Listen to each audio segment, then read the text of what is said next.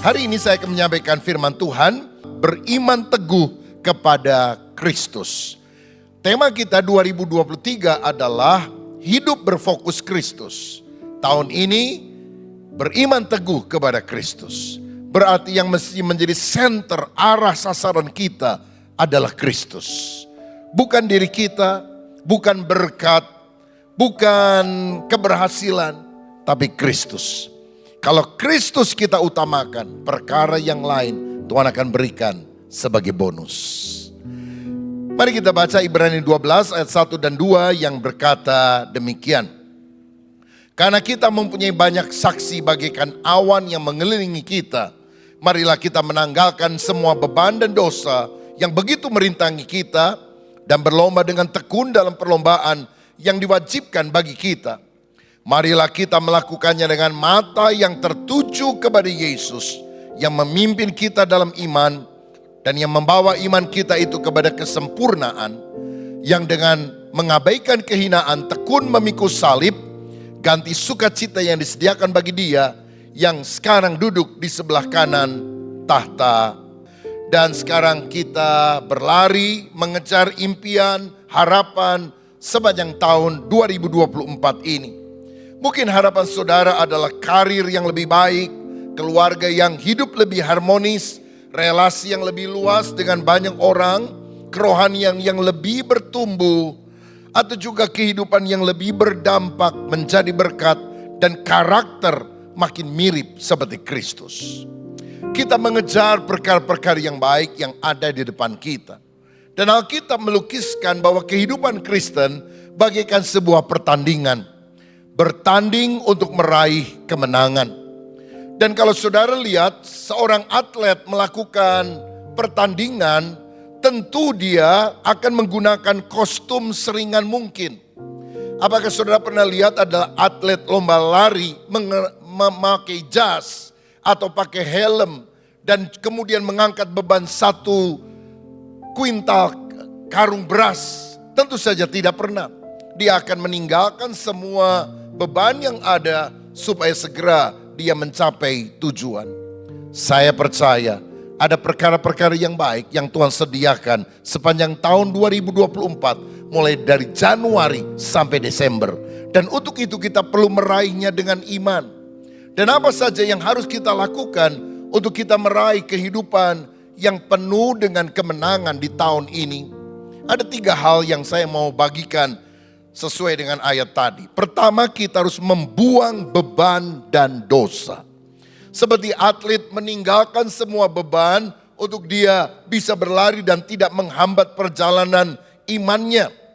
Ayat 1 tadi berkata, karena kita mempunyai banyak saksi bagaikan awan yang mengelilingi kita, marilah kita menanggalkan semua beban dan dosa yang begitu merintangi kita dan berlomba dengan tekun dalam perlombaan yang diwajibkan bagi kita.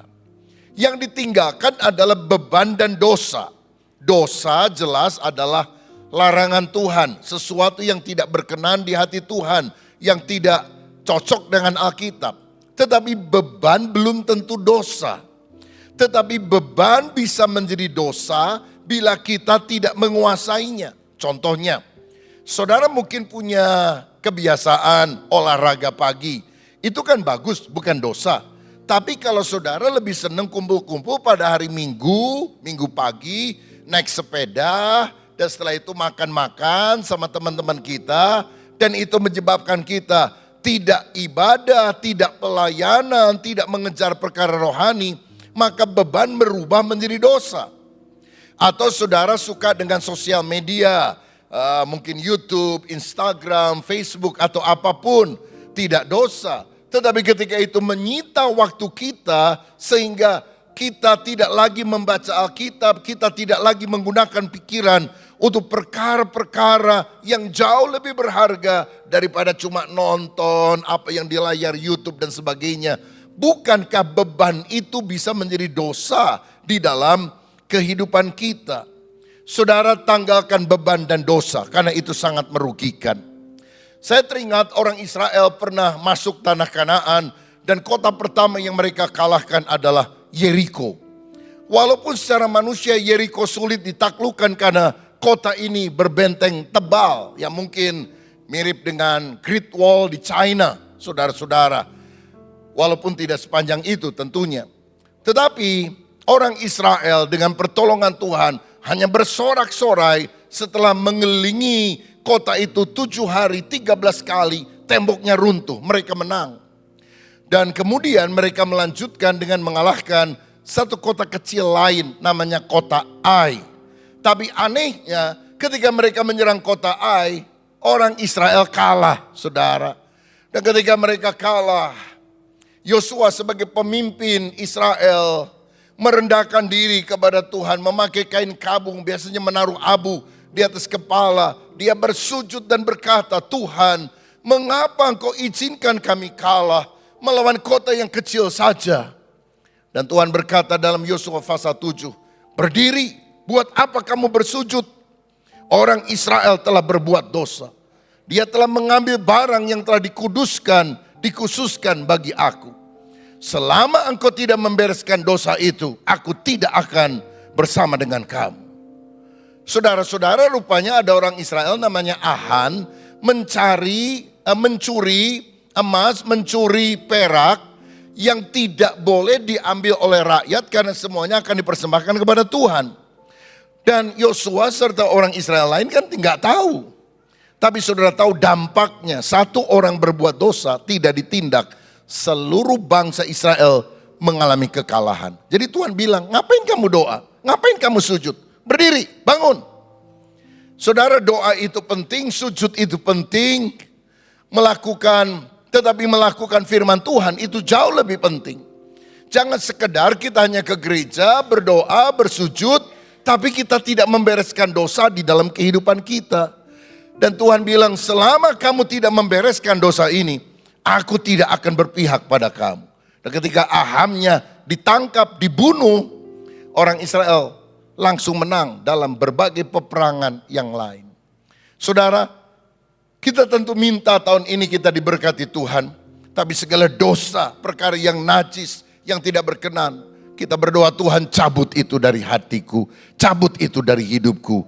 Sebab Allah tidak kompromi dengan dosa. Dia ingin agar kita menjadi umat yang kudus dan berkenan kepada Dia. Amin, saudara. Dosa apa saja yang kita harus tinggalkan? Ada banyak. Serakah, tidak jujur misalnya. Saudara, bekerja, berusaha, berdagang itu boleh dan baik.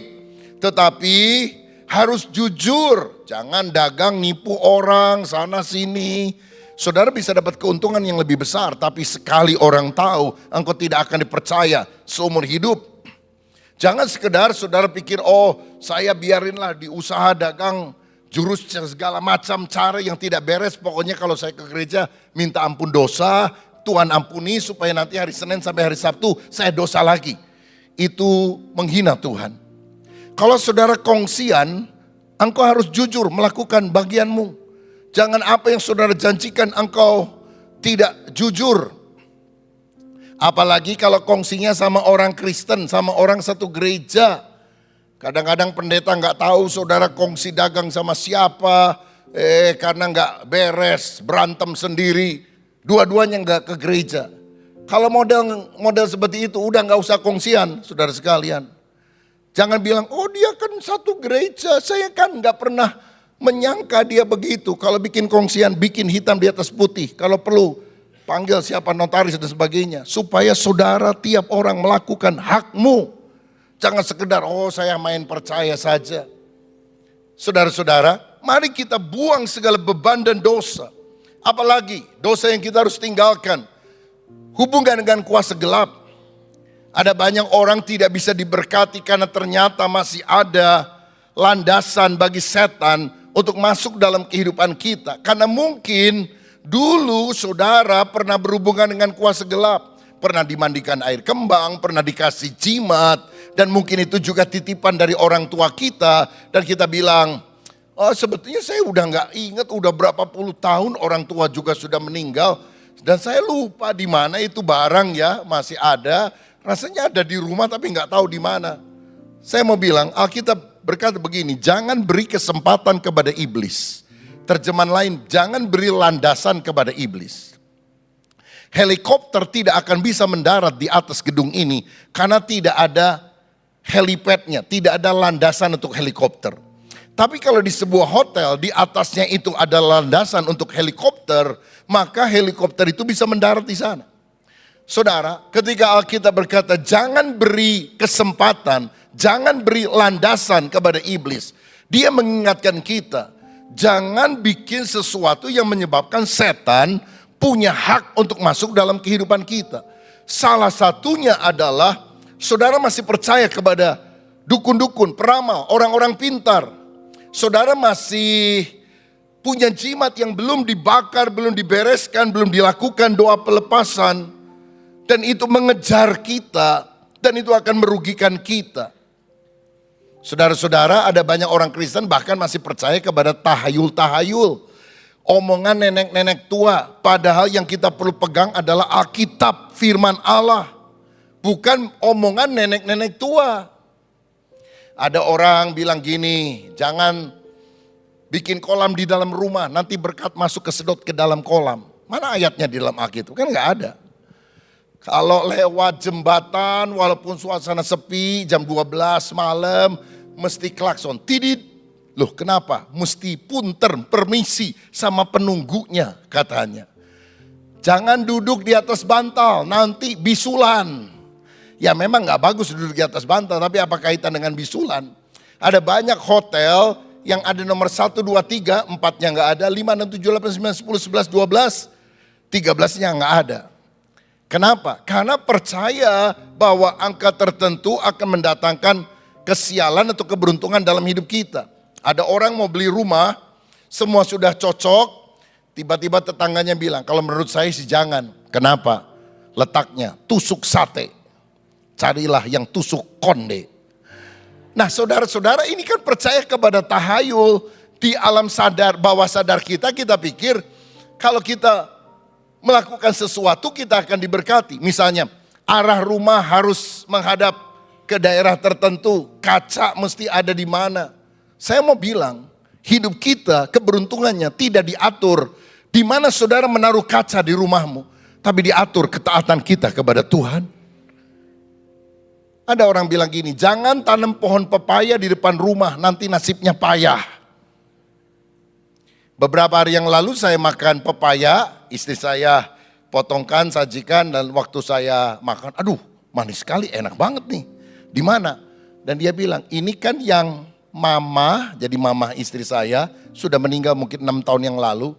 Dia waktu hidup masih tanam pohon pepaya, dan istri saya bilang, mamanya sudah meninggal tapi apa yang dia tanam tetap jadi berkat bagi anak cucunya.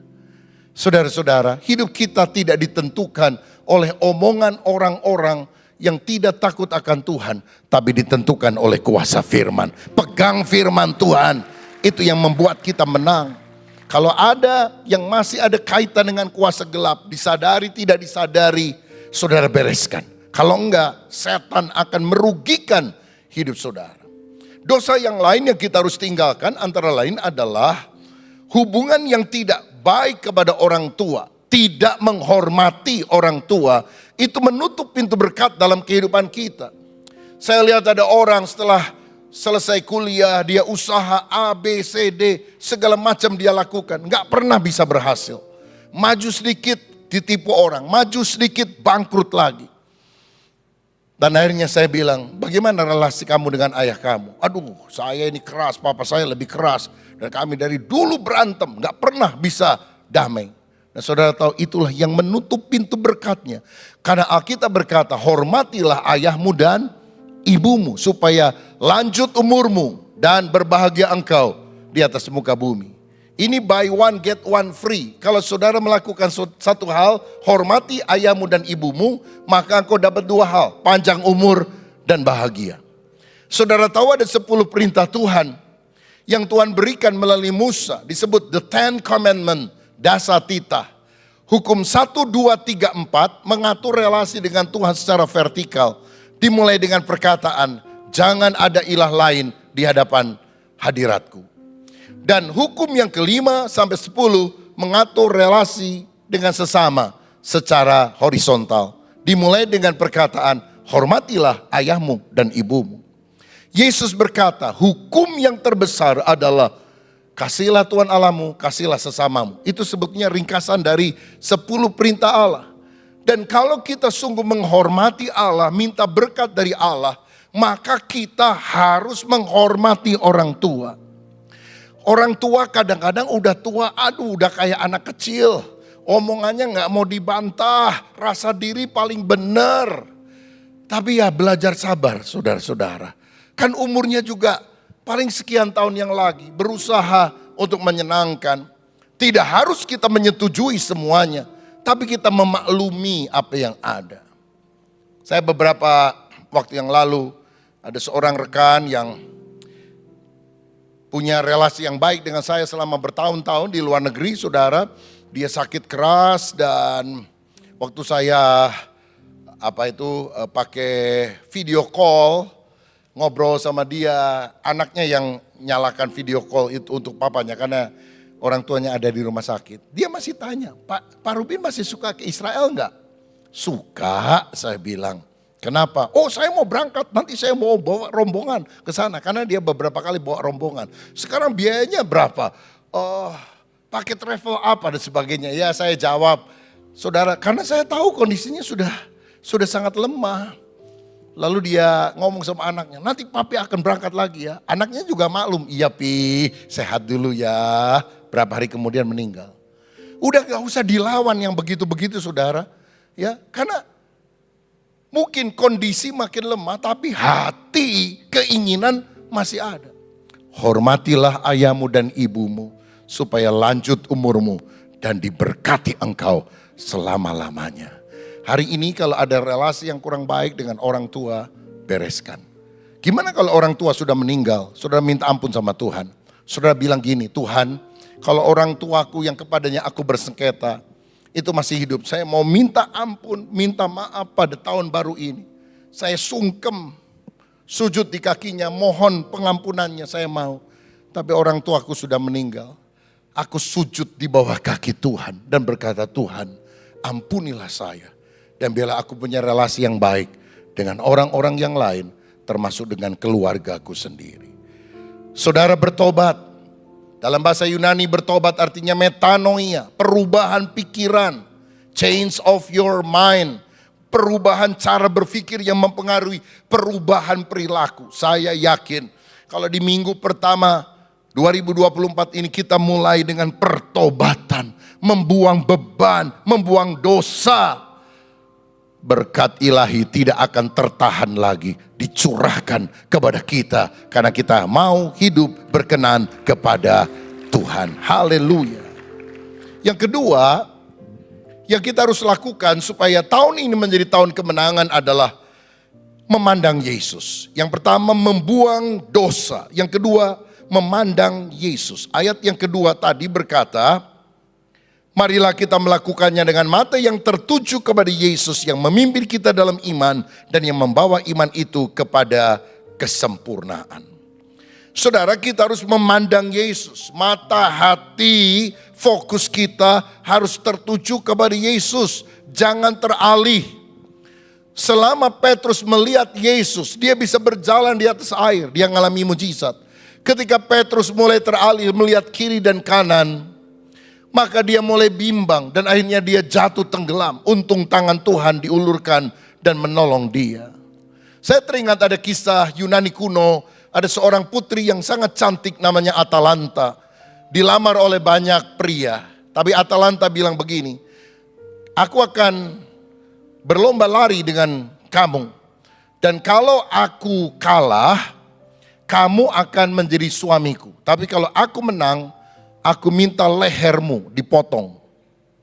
Wah saudara, ngeri sekali ini putri. Tapi karena sangat cantik, banyak pemuda menerima tawaran itu.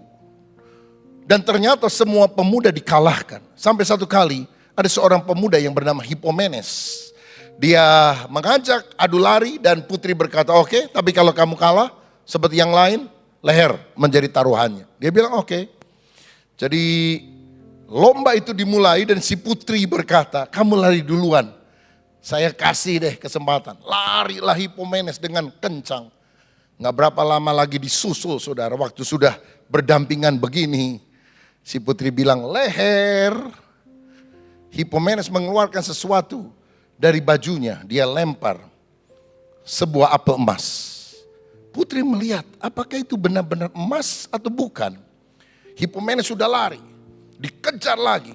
Hipomenes keluarkan apel kedua. Dia lempar lagi dekat dengan putri itu. Dia pikir jangan-jangan ini apel kok bagus sekali ya. Hipomenes lari lagi. Sudah mendekat kepada finish. Dikejar lagi oleh putri. Dilemparkan apel yang ketiga tepat di bawah kaki si putri itu. Nggak tahan Atalanta, dia ambil. Dia teriak emas. Dan Hipomenes mencapai garis finish. Kenapa putri yang larinya secepat kilat ini bisa kalah? Karena pandangannya tidak fokus, pandangannya teralih. Kalau hidup kita ini tidak fokus kepada Yesus, selalu melihat masalah di kiri kanan, aku akan goyah saudara. Tahun ini akan banyak berita-berita yang negatif yang diumbar di sosial media. Dan baru beberapa hari kita dengar di beberapa tempat ada gempa bumi, ada tsunami, ada tabrakan kereta api, ada tabrakan pesawat, macam-macam hal. Tapi mari kita pandang kepada Tuhan Yesus. Memandang diri kita dengan kelemahannya kita lemah. Memandang orang lain kita lemah. Pandang Yesus kita akan kuat. Mata hati kita harus tertuju kepada orang. Jangan banyak dengar omongan negatif dari orang lain. Itu menyedot energi rohani saudara. Tutup telingamu kepada omongan negatif. Buka telinga saudara kepada Tuhan dan firman-Nya. Engkau akan mendapatkan kekuatan. Ada satu lagu lama. Pandang terus padanya. Jangan menoleh, jalan terus. Jangan pandang salah orang lain. Pandang saja Yesus. Ada mertua yang jengkel banget sama menantunya. Kurang ajar. Ada menantu yang sebel banget sama mertuanya. Tuhan cepat angkat dia. Masuk di dalam kemuliaan-Mu. Saudara kalau lihat orang lain kau akan kecewa. Pandang Yesus. Dia tidak pernah mengecewakan kita. Kenapa? Karena Yesus adalah pribadi yang pernah berjalan di atas air. Artinya dia berkuasa atas alam. Apapun masalah saudara, Yesus lebih besar dari setiap masalah. Yesus punya respon yang benar. Ketika orang teriak salibkan dia, Yesus berkata, Bapa ampunilah mereka. Mereka tidak tahu apa yang mereka perbuat. Omongan negatif mungkin datang menyerang saudara sepanjang tahun ini. Saudara gak bisa jaga mulutnya orang lain. Tapi saudara bisa jaga hatimu sendiri. Seperti Yesus memberikan respon, Bapa ampuni. Aksi negatif boleh datang dalam hidup kita. Tapi reaksi yang positif itu adalah pilihan yang kita harus berikan. Dan itu yang membuat kita menang. Yesus adalah pribadi yang melihat akhirnya di awal. Pada waktu Yesus berkata kepada para murid, mari kita menyeberang. Kita ke seberang danau Galilea. Lalu Yesus tidur. Angin badai hampir menenggelamkan kapal. Dan orang teriak-teriak.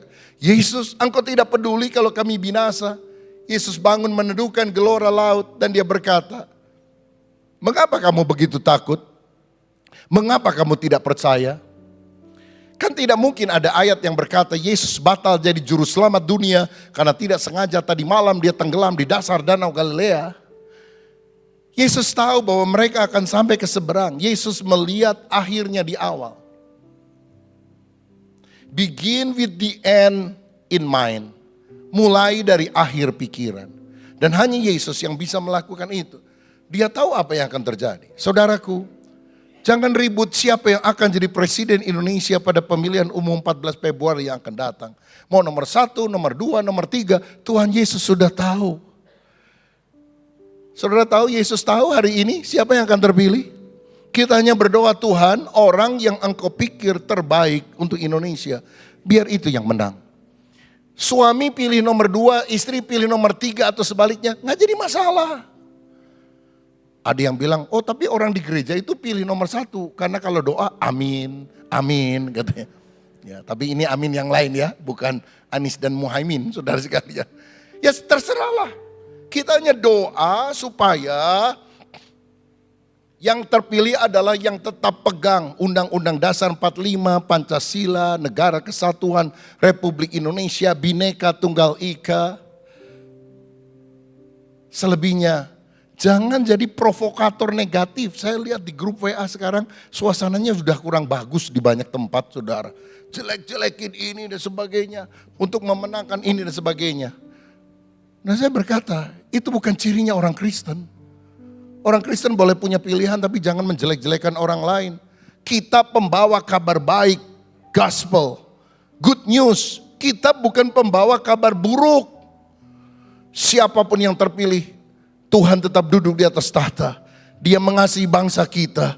Dan Tuhan punya rencana yang terbaik bagi bangsa ini. Karena ada banyak orang Kristen yang tetap berdoa bagi kesejahteraan bangsa Indonesia. Bangsa Indonesia akan damai sejahtera. Karena Tuhan mengasihi bangsa ini. Coba kita lihat gambar berikut ini. Saudara lihat ini gambar apa? Gadis muda atau nenek tua? Siapa yang lihat gambar nenek tua? Boleh angkat tangan? Lihat gambar nenek tua. Ada. Siapa yang lihat gambar gadis muda? Yang gak angkat tangan ini saya agak curiga. Saudara bisa lihat atau tidak ya? Karena kesalahan mungkin bukan pada pemancar tapi pada penerima. Siapa bisa lihat gambar gadis muda? Oke, gadis muda lihat kemana? Ke sana. Ya, yang di bawah itu pipinya yang tembem. Yang di kanan itu kan telinganya. Siapa yang lihat gambar nenek tua?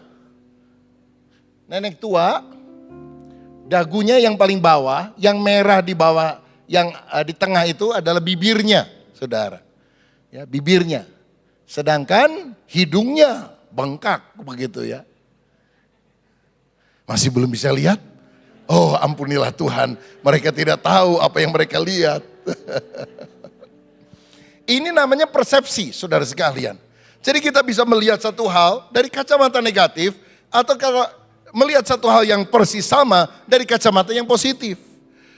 Bendanya, sasarannya, objeknya tidak berubah, tidak berbeda. Tapi cara pandang kita. Orang pesimis sama orang optimis melihat hal yang sama. Responnya, reaksinya berbeda. Orang pesimis selalu melihat kesempitan di tengah kesempatan. Orang optimis selalu melihat kesempatan di tengah kesempitan. Orang percaya adalah orang yang melihat kesempitan manusia adalah kesempatan bagi Allah untuk menyatakan kuasanya. Nah kalau kita percaya, Tuhan melihat rancangan masa depan untuk saudara. Bukan rancangan kecelakaan, tapi rancangan yang membawa damai sejahtera, masa depan yang indah. Kalau engkau sungguh bertobat, kalau engkau sungguh menyingkirkan dosa, engkau hidup berjalan dalam firman, engkau akan lihat masa depan yang indah Tuhan berikan sepanjang tahun 2024. Siapa yang percaya? Berikan kemuliaan untuk Tuhan. Yang terakhir, ketiga, saudara sekalian, ada 3M yang kita harus lakukan untuk meraih 2024 menjadi tahun kemenangan. Membuang beban dan dosa, memandang Yesus. Dan yang ketiga adalah memiliki iman yang teguh. Ayat 2 dari Ibrani 12 tadi berkata, marilah kita melakukannya dengan mata yang tertuju kepada Yesus yang memimpin kita dalam iman dan yang membawa iman kita kepada kesempurnaan, yang dengan mengabaikan kehinaan tekun memikul salib, ganti sukacita yang disediakan bagi Dia yang sekarang duduk di sebelah kanan tahta Allah. Inti daripada ayat ini adalah tetaplah beriman sekalipun menghadapi masa yang sulit. Walaupun kehinaan, salib ada, tapi matanya tertuju kepada Bapa dan sekarang dia bisa duduk di sebelah kanan tahta Allah Bapa. Kesulitan, tantangan, masalah hadapi dengan iman. Karena waktu kita beriman teguh menghadapi segala bencana, tantangan, kesulitan, kita akan menjadi pribadi yang tangguh di dalam kehidupan. Saudara tahu generasi ini adalah generasi yang lahir untuk menghadapi badai. Tidak ada generasi sepanjang masa hidup kita yang bisa keluar dari COVID dan menjadi pemenang selain dari generasi kita ini. Lihat, saudara dulu waktu wisuda atau lulus kuliah, bisa rame-rame di jalan pakai tanda tangan bajunya teman-teman waktu SMA, atau ada rektor memindahkan tali pada topi wisuda. Sekarang ketika COVID terjadi, di wisuda lewat Zoom di rumah masing-masing. Pakai toga yang benar sih, pakai topi yang bagus, tapi yang mindahin mamahnya, saudara-saudara. Sejak kapan mama punya hak untuk memindahkan tali pada topi itu? Ini generasi yang sangat unik. Generasi yang lahir untuk menghadapi badai dan tantangan. Pada generasi ini, saudara-saudara, bencana datang bertubi-tubi, gempa bumi, terorisme, goncangan ekonomi. Tapi generasi ini adalah generasi yang dilahirkan bagaikan Raja Wali. Yang ketika melihat awan gelap, dia tidak terpuruk, dia tembus terbang lebih tinggi. Dan mengatasi awan gelap, dia lihat matahari yang berseri. Saya lihat di dalam Alkitab, tokoh-tokoh hebat itu adalah tokoh-tokoh yang dihadang oleh masalah yang besar dan hebat. Tapi karena mereka percaya kepada Tuhan, mereka mengalami perkara yang dahsyat. Musa membelah Laut Merah, Daud mengalahkan Goliat, Daniel mengatupkan mulut singa. Sadra, Mesa, Abednego keluar dari dapur api dan menjadi lebih daripada pemenang. Bapak Ibu Saudara, jangan berdoa agar anak-anakmu memiliki hidup yang mudah, tapi doakan agar anak-anakmu memiliki roh yang kuat, memiliki iman yang teguh. Karena badainya akan selalu datang tanpa kita duga. Tapi orang yang memiliki iman yang teguh, tetap beriman teguh di tengah badai apapun, dia akan lebih daripada pemenang. Karena Tuhan yang akan memberikan kekuatan kepada kita. Badai membuat pribadi seringkali menjadi lebih tangguh dan teguh. Di Amerika Serikat ada sebuah percobaan di sebuah daerah, di Texas kalau saya tidak salah. Ada sebuah tempat yang dijadikan tempat untuk menyemaikan bibit pohon-pohon yang besar dan bagus. Jadi tempat itu ditutup dengan semacam kaca dan kemudian diatur suhu udaranya sangat perfect, pupuk yang terbaik, air yang cukup, semuanya bagus saudara. Dan ternyata waktu percobaan itu dilakukan, pohon-pohon ini tumbuh lebih cepat daripada yang alamiah. Buahnya lebih besar daripada yang alamiah. Dan orang pikir, wow, kalau kita bisa melakukan hal ini kepada semua pohon yang lain, tentu akan ada kemajuan di dalam industri untuk perkebunan dan sebagainya. Tapi heran, setelah sekian waktu mereka menyadari, pohon-pohon yang ditempatkan di suasana yang sangat ideal itu mati lebih cepat daripada pohon yang lain. Jadi kalau misalnya pohonnya mesti mati 5 tahun, ini 3 tahun, 4 tahun sudah mati. Walaupun tumbuhnya lebih cepat, buahnya lebih besar. Dan mereka selidiki apa penyebabnya. Dan akhirnya mereka mengambil kesimpulan. Karena tidak ada angin yang bertiup. Sehingga akibatnya mereka nggak panjang umur, saudara-saudara. Panas matahari tidak langsung menyengat mereka. Tapi sudah ditutup dengan sejenis kaca sehingga lebih soft. Mereka tumbuh lebih cepat, tapi mati juga lebih cepat. Saya mau bilang begini, angin, badai, kesulitan boleh datang, membuat kita lebih tegar menghadapi segala-galanya. Jangan minta hidup yang mudah, minta iman yang kuat untuk menghadapi segalanya. Saudara tahu, pohon korma itu adalah pohon yang sangat subur tumbuh di padang pasir. Di tempat yang jarang air. Dan gimana caranya mereka menanam korma? Mereka masukkan biji korma, ditutup dengan sebuah batu yang besar. Dan kemudian ketika akar itu mulai tumbuh, nggak bisa naik ke atas. Karena batu besar menutupinya, sehingga dia masuk ke dalam, mencari ke bawah sumber mata air. Dan setelah mereka mendapatkan sumber mata air lebih kuat, mereka membongkar itu batu. Dan dalam waktu yang tidak terlalu lama, tinggi sekali.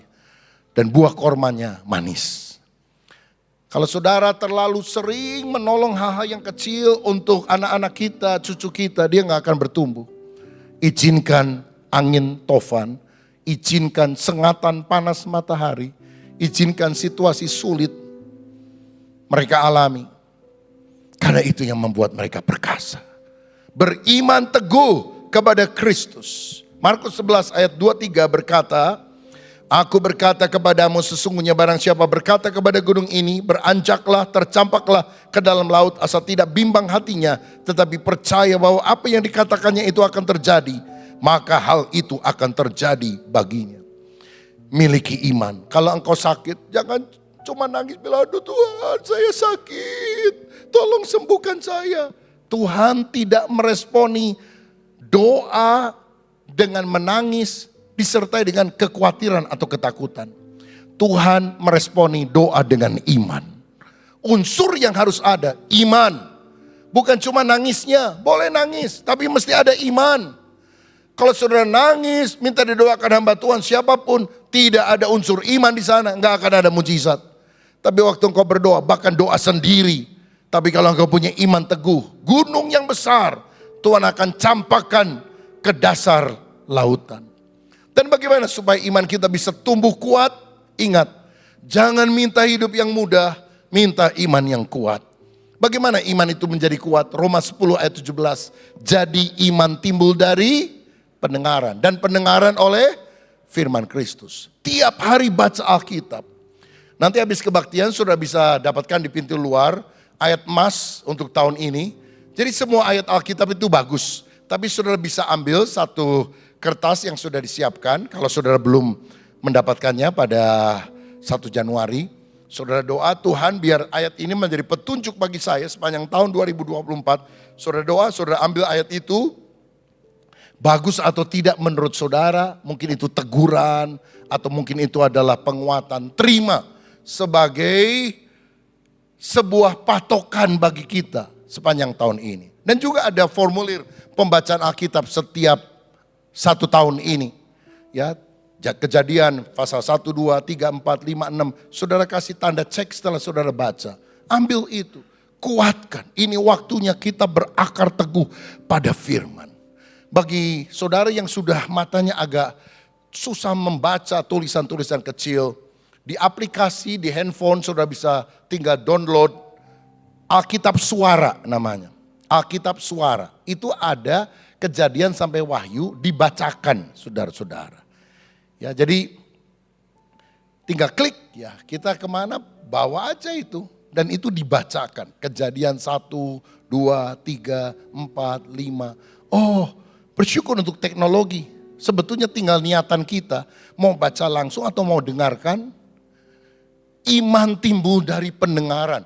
Dan pendengaran oleh firman Kristus. Kalau saudara punya orang tua yang sudah sepuh dan sulit untuk membaca, tolong downloadkan Alkitab Suara dari Kejadian sampai Wahyu. Ya, tiap kitab ada Kejadian, Keluaran dan sebagainya.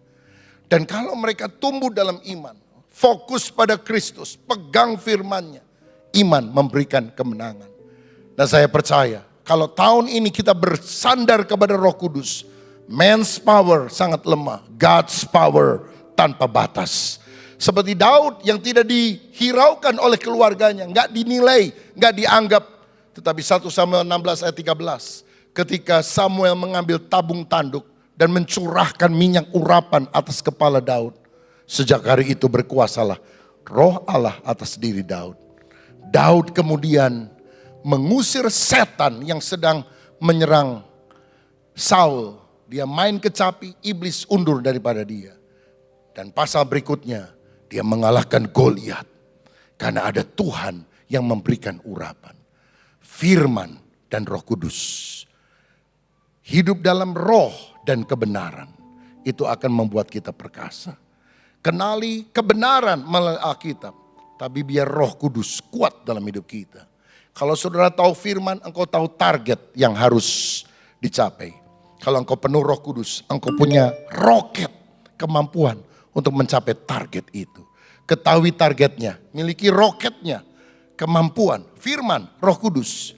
Tahun ini, sesulit apapun badainya, kita berpegang teguh kepada iman kepada Kristus. Tahun ini menjadi tahun kelimpahan berkat, tahun kemenangan, tahun di mana Tuhan melakukan kebaikan bagi kita semua. Tuhan Yesus memberkati.